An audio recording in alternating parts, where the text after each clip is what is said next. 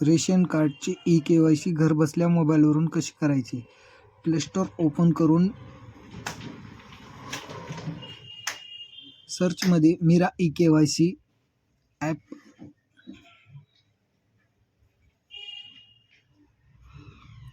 E-KYC app download करून open करावे. Open केल्यानंतर सिलेक्ट स्टेटमध्ये महाराष्ट्र,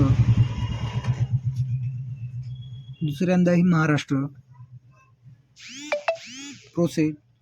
इंटर आधार नंबर टाकून generate OTP.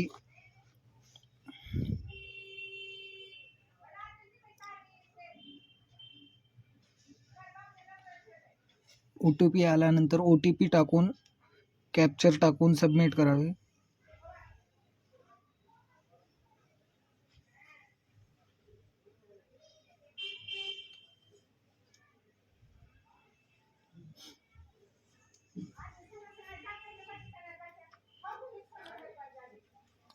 Face E-KYC status Y म्हणजे येस, माझी के.वाय.सी झालेली आहे.